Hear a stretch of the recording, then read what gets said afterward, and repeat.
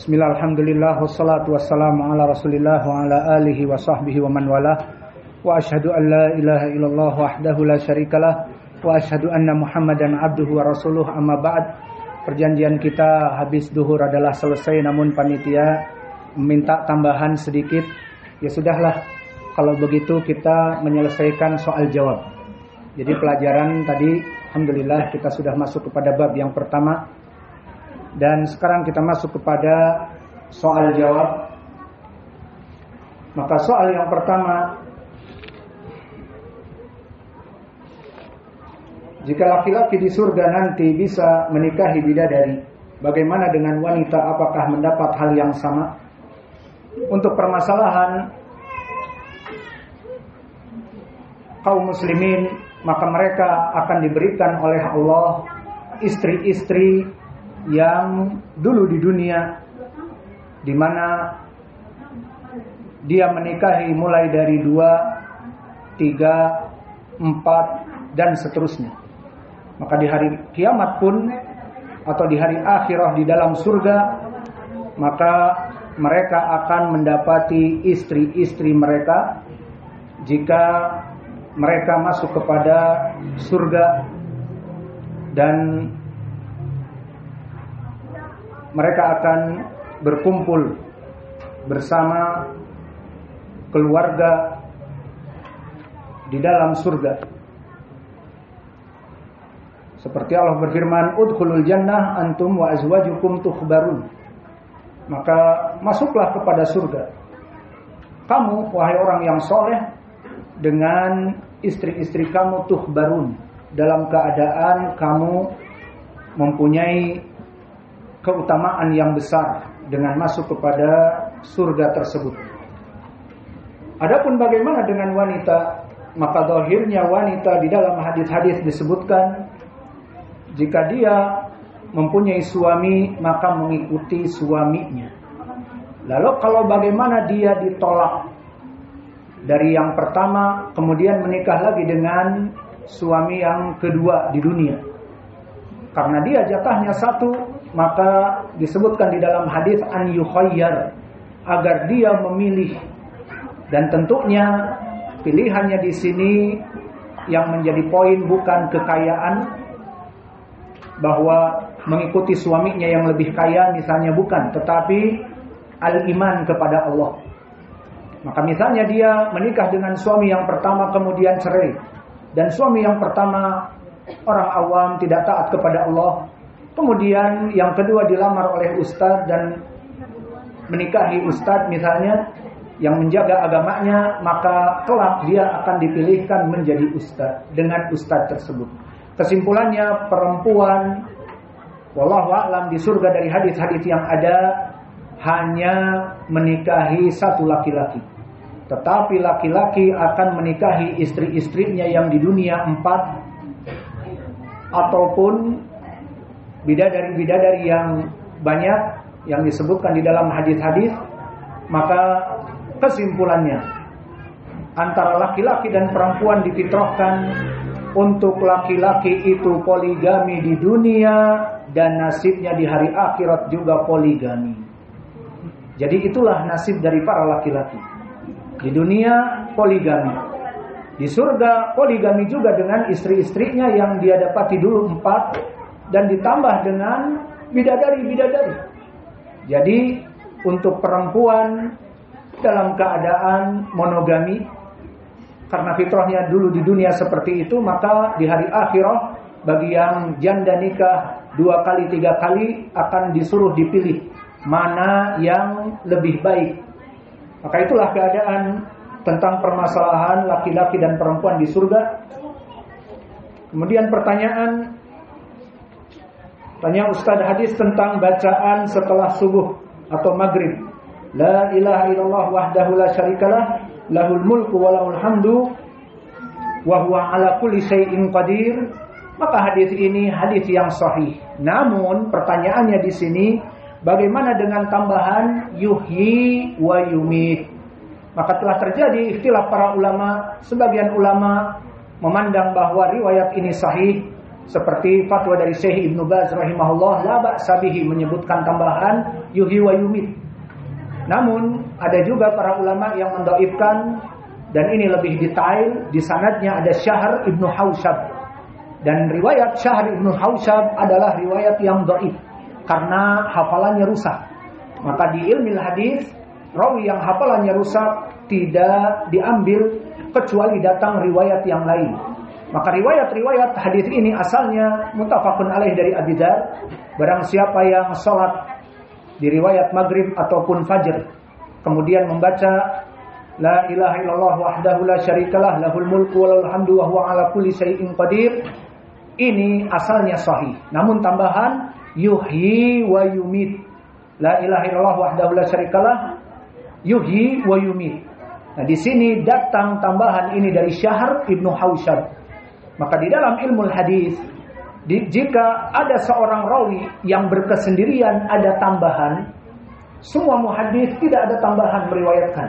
Kemudian ada tambahan yuhyi wa yumit. Dilihat siapa yang menambahkan ini. Maka jika didapati yang menambahkan ini rawi yang imam, derajatnya, hafalannya kuat, diterima.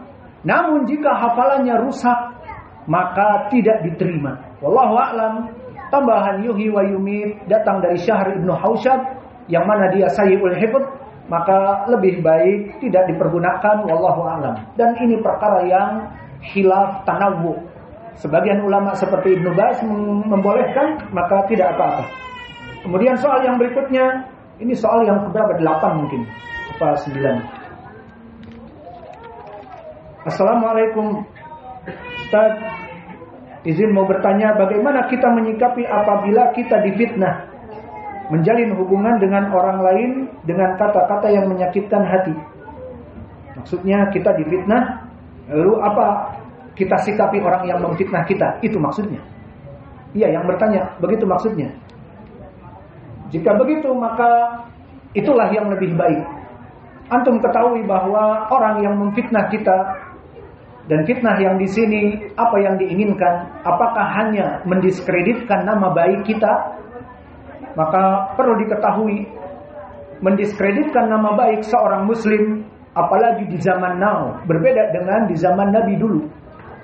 Di zaman Nabi dulu dari segi efek buruknya, mungkin di majelis disebutkan si fulan demikian, disebutkan keburukannya dalam satu majelis.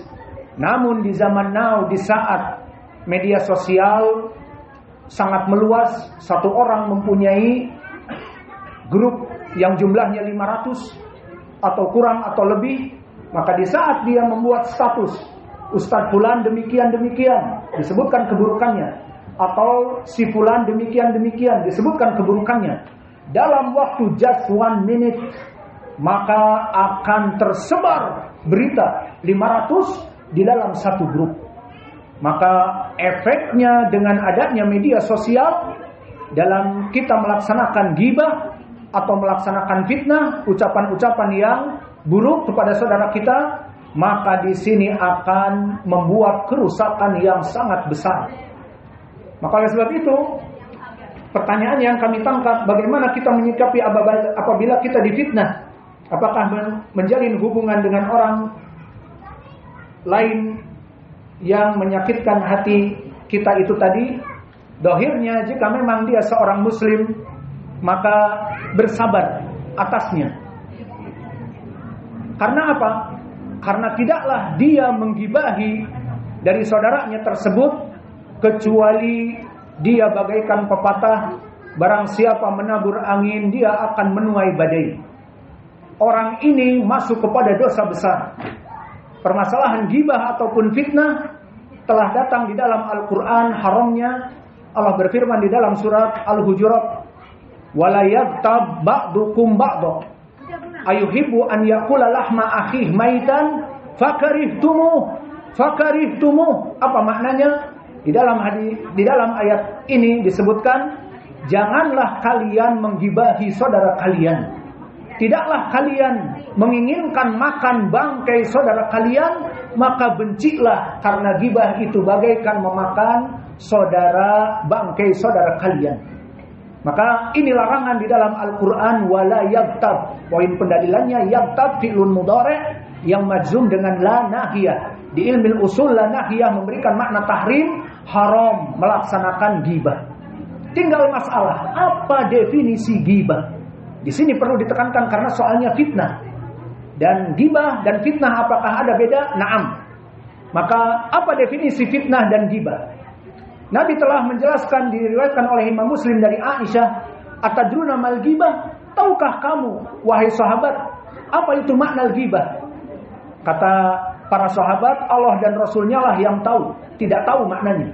Maka dikatakan oleh Nabi, al-ghibah, ghibah itu adalah dikroka akhoka bima yakroh. Kamu menyebut perkara yang saudara kamu itu jika mendengarnya marah karena mendiskreditkan nama baiknya. Lalu berkata sahabat dengan penuh kecerdasan, ya Rasulullah, fa kaifa idza kana fihi? Maka bagaimana Rasulullah jika memang itu ada pada orang ini? Maka Nabi lihat membedakan antara ghibah dengan fitnah. Idza kana fihi faqad agtabtahu. Jika kamu membicarakan keburukan saudaramu di majelis atau di media sosial, memang ada padanya dan benar, kamu telah menggibahinya. Walakin idza lam yakun li sahibi qad bahattahu. Namun jika kamu menceritakan justru tidak seperti yang kamu sifatkan yang ada pada saudaramu, mendiskreditkan tapi dengan dusta, maka kamu telah memfitnahnya. Bahattahu maknanya buhtanun azim, the big liar. Maka kedustaan yang sangat besar. Maka di sini dari hadis yang agung ini menjadi pendalilan bagi kita. Apa bedanya ghibah dengan fitnah? Ghibah itu kamu mendiskreditkan saudara kamu, jika didengar oleh saudara kamu dia akan marah. Meskipun ada padanya, iya. Contohnya, for example, this man is stingy. Orang ini pelit, bakhil, kedekut, dan kenyataannya memang pelit. Maka dia di sini masuk kepada ghibah. Karena orang ini marah jika mendengar aku disebut pelit. Iya, memang lu pelit. Ya tapi kan jangan disebarin lah, misalnya. Al-muhim di sini dia masuk kepada ghibah karena orang ini tidak terima. Adapun orang ini misalnya orang yang jujur, kemudian dikatakan orang ini pendusta, jangan belajar dengannya, bla bla bla. Maka orang ini mensifatkan saudaranya yang di luar dari apa yang ada. Orang ini tidak pernah berdusta. Dikatakan the big liar. Dikatakan perfect liar. Dusta yang benar-benar mencapai ufuk. Maka perfect liar, dusta yang besar, pendusta besar. Maka di sini orang ini tidak disebutkan, tidak ada orang ngomong ini pendusta besar kecuali dari orang ini. Maka di sini dia mensifatkan saudaranya yang dibenci, namun bukan dari sifat dia tersebut. Di sini fitnah, buhtan. Paham ya bedanya? Nah, dari kedua perbedaan ini, apa hukum keduanya? Haram. Nah, ini pertanyaannya tadi, bagaimana seorang jika memfitnah kita, apakah kita berbuat baik dengannya? Maka jawabnya, berbuat baik dengannya dan sabar. Kenapa? Karena kamu mendapatkan keutamaan yang besar. Orang ini akan sholat setiap hari dan berpuasa Ramadan dan melaksanakan puasa-puasa yang lain, apalagi yang menggibahinya seperti kita, jamaah ahli sunnah yang melaksanakan sholat 5 waktu di masjid dan mempunyai pahala-pahala. Karena telah datang hadis bahwa orang yang melaksanakan gibah ini akan diambil dari pahala-pahalanya. Jika ada, jika tidak ada, nanti akan datang hadis. Maka untuk permasalahan ini telah datang hadis. Bagi mereka orang-orang yang digibahi, lebih baik terus bermuamalah dengannya, sabar. Jangan kamu kalau orang ini tahu menggibahi, kemudian kamu memberikan uraken ataupun kekome. Tahu uraken, kekome? Pemain karate. Atau diberikan misalnya flying knee bagi orang-orang yang main Muay Thai misalnya. Maka dipatahkan ribsnya, dipatahkan tulang rusuknya. Hasil dari perbuatan ini. Tidak usah. Kenapa? Lebih baik kita mengambil kelak di hari akhirah dari salatnya dan seterusnya. Maka telah datang hadis yang diriwayatkan oleh Imam Al-Bukhari dari Abi Hurairah, "Man kana lahu mazlamatun min akhihi falyatahalalhu al-an qabla an ya'tiya yaumun la bai'un fihi wala la dinarun wala dirham." Yang maknanya, bagi mereka orang-orang yang mempunyai dosa-dosa kepada saudaranya agar meminta maaf di dunia ini, sebelum nanti hari kiamat tidak bisa ada dosa dibayar dengan uang, tetapi dosa dibayar dengan pahala. Dan hadis ini pun sesuai dengan hadis yang diriwayatkan oleh Imam Muslim, dan ini hadis penutup bagi mereka orang-orang yang bankrupt. Orang-orang bankrupt itu siapa? Di dalam hadis disebutkan yang diriwayatkan oleh Imam Muslim dari Abi Hurairah, "Atadruna man al-muflis?" Tahukah kamu wahai para sahabatku orang yang bankrupt? Istilah bankrupt adalah istilah banking, yang mana dia itu meminjam ke bank 100 juta, mendapatkan uang 80 juta, 20 juta disunat dengan alasan uang administrasi, lalu dibayar beberapa tahun yang disepakati, kalau dijumlahkan jadi 160 juta. Ini yang namanya riba, menyembelih dari belakang. Maka di sini kalau tidak bisa diambil dari hak depositnya, mulai dari surat tanah atau mobil atau bahkan rumahnya, ini dinamakan istilah bankrupt, bahwa dia tidak bisa membayar dan dilelang hartanya. Maknanya bangkrut kalau bahasa Indonesianya. Dan ini yang kita pakai sekarang. Tahukah kalian orang yang bangkrut, the bankrupt? Dikatakan, bagi kami ya Rasulullah, orang yang bangkrut itu tidak ada modal dan tidak ada laba dari usahanya. Bangkrut, tidak ada modal habis, tidak ada laba, nah itu bangkrut.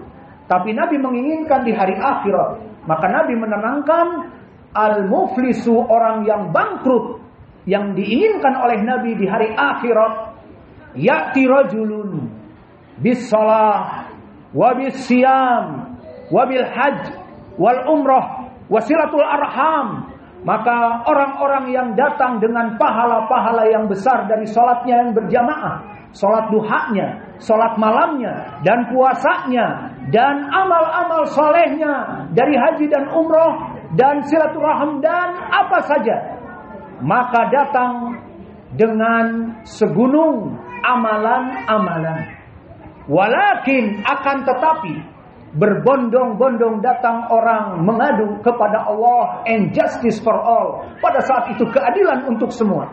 Maka dikatakan, ya Rob, syatamani hada, wa ya Rob, agtabani hada, wa ya Rob, bahattani hada, wa ya Rob, zolamani hada, wa ya Rob, sarakani hada, wa ya Rob, qatalani hada. Berbondong-bondong orang mengadu kepada Allah, and justice for all, keadilan untuk semua. Kenapa? Ya Rabb, orang ini yang mempunyai amalan bagaikan segunung Uhud, itu untuk di Madinah. Yang dekat dengan antum Gunung Salak. Gunung Salak dekat. Kalau di kita Gunung Kerinci 3.850 mdpl, atapnya Sumatera. Naik ke sana 2 hari 2 malam. Alhasil terbayang Gunung Salak yang antum dekat. Lihat, tentunya di bawah dari 3.000-an Gunung Salak pendek. Maka di sini pahala yang besar dari salat dan seterusnya diadukan, ya Rabb, orang ini menggibahi aku. Maka diambil dari pahala-pahalanya yang bagaikan gunung itu, sebagian diberikan. Kemudian dengan senang dia kembali kepada tempatnya dengan amalan yang besar yang kelak akan membuat dia tambahan pahala untuk menambahkan zad liyaumil ma'ad, menambah pundi-pundi pahala agar masuk timbangannya menjadi besar, masuk kepada surga dari amalan kebaikannya. Maka diterima dan puas. Kemudian datang lagi, ya Rabb, orang ini mendolimi aku, menggibahi aku pula. Ya Rabb, orang ini membunuhku. Ya Rabb, orang ini mencuri hartaku. Ya Rabb, apalagi yang corruption, yang mengambil uang rakyat. Berapa rakyat yang diambil dan didolimi misalnya. Al-muhim, semuanya mengadu. dibagi-bagikanlah kepada orang-orang yang mengadu tadi. Lalu disebutkan falamma faniyat walam yubqi syai'an, yang tadinya pahala yang besar like mountain kemudian diambil like nothing, seperti habaan mansura yang tidak ada pahala sedikit pun. Maka bagaimana di dalam hadis ini? Maka disebutkan di dalam hadis ini falam yubqi syai'an, tidak ada yang mau dibagi-bagi kepada orang-orang yang didolimi ini. Lalu apa yang akan diberikan kepada orang-orang yang didolimi ini? Amal-amalnya telah habis. Inilah orang yang bankrupt, belum cukup. Apa kata Nabi? Fayukhadu min sayyi'atih faturiha min sayyi'atih ilaihi faturiha ilaihi. Tidak cukup dengan itu. Jika gunung amalannya telah habis dan masih orang antri meminta untuk keadilan and justice for all, maka Allah akan mengambil orang-orang yang mengadu ini dosa-dosanya, lalu ditimpakan kepada orang yang mempunyai gunung amalan yang habis tadi. Terbayang ya ibadallah, orang ini dulu orang yang soleh karena mempunyai amalan segunung, bagaikan gunung amalan soleh. Dia sholat 5 waktu di shaf yang pertama, dan dia melaksanakan sedekah dan melaksanakan puasa yang banyak.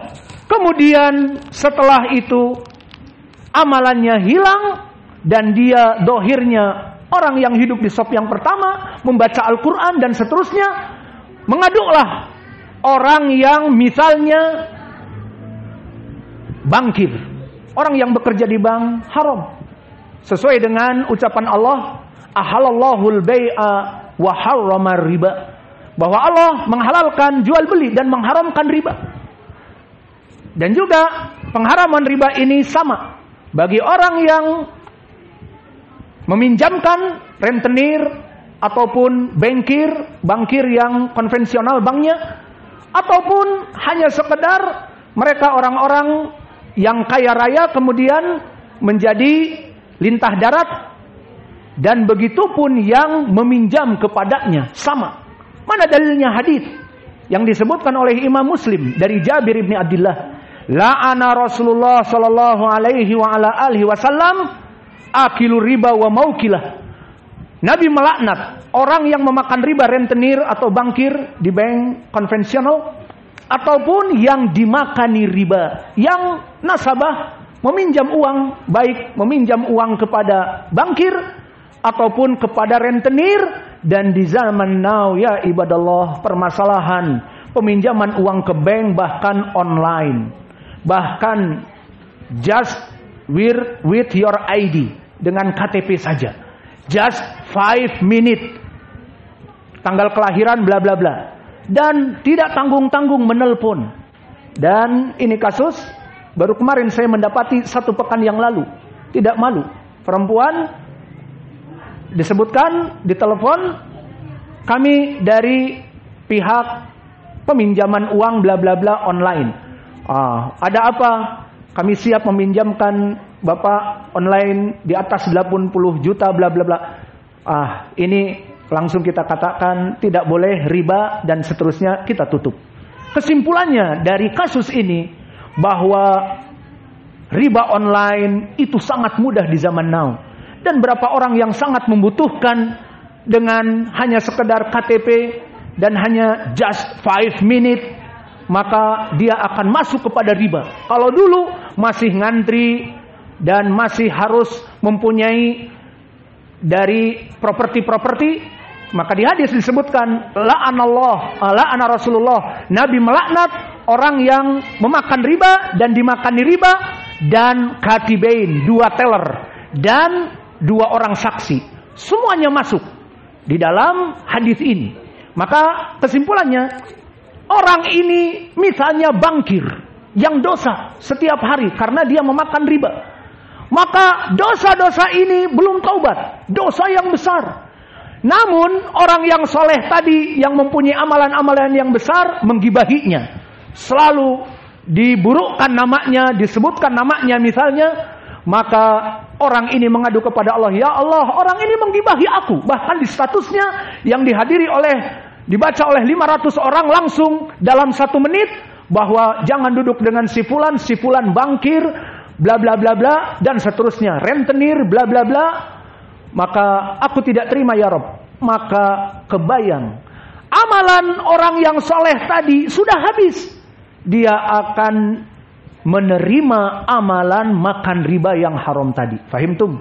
Kebayang. Itu pemakan riba. Yang haramnya jelas. Kemudian misalnya, pencuri, preman, pembegal, pencuri, mati dalam keadaan mencuri. Tertembak seperti Sugali, kena tembaga panas, maka berakhirlah kisah Sugali. Kemudian dia dihisab dalam keadaan pencuri. Namun dia diekspos oleh orang ini keburukan-keburukannya. Maka dia mengadu kepada Allah, ya Rob, syatamani hada, dan seterusnya. Maka pencurian dia yang dosa itu ditimpakan dan seterusnya. Maka inilah orang yang bankrupt, orang yang melaksanakan amal soleh di dunia, kemudian diambil karena keburukan akhlaknya. Maka akhirnya setelah itu faniat, tidak mempunyai modal sama sekali. Masih banyak orang yang ngantri meminta keadilan, diberikanlah dosa-dosa yang tidak pernah dia laksanakan. Sekarang dia mengambil atau diberikan beban dari dosa rentenir, dari dosa tadi perampokan, dari dosa minum khamr, dari dosa surbud dukhon ataupun merokok, dan dari dosa-dosa yang besar-besar dan yang paling besar akan dimasukkan kepadanya. Maka ini nasihat kami, jika kalian diberikan atau mendengar dari orang yang ada menggibahi kalian, maka seperti perbuatan salaf dulu, jika digibahi dia membuat hadiah, diberikan kepada orang yang menggibahinya. Maka orang yang menggibahinya ini tahu, aku menggibahi orang ini, kok datang bawa kue tart, atau datang membawa sambusa, atau datang membawa es jus dan sebagainya. Ini hadiah untukmu apa? Karena aku akan mengambil sholat kamu dan ibadah-ibadah kamu. Ini hanya persekot di dunia. Nanti aku ambil sholat kamu dan seterusnya. Maka bersabarlah, karena di dunia ini hanya fana, dan orang-orang yang menggibahi kita akan terus diambil sampai kita puas dari dosa-dosa yang telah dilakukan kepada kita. Maka kalau dia dosa di majelis-majelis dulu, sebelum ada media sosial, menggibahi hanya di satu majelis kepada satu orang, si fulan bla bla bla. Namun di zaman now dia membuat status, dibaca just 1 minute, 500, 1000 bahkan pengikutnya. Oh, jadi si ustadz itu demikian-demikian. Iya, jangan belajar dengannya. Oh, jadi si akhi ini demikian dan demikian. Iya, maka 5.000 bahkan 10.000 dari subscribernya ataupun dari pengikutnya, the follower, akan mengikuti dari gibah tersebut, dan dia akan semakin besar dosa-dosanya dan semakin besar diambil pahalanya. Iya dan billah. Ini mungkin yang bisa kita berikan. Ada soal lagi? Selesai? Alhamdulillah. Soal yang terakhir, kapan makan siang? Iya, where is the lunch? Di mana kita makan siang? Iya itu pertanyaan yang besar. The big question. Tafadhalu hafizakumullah.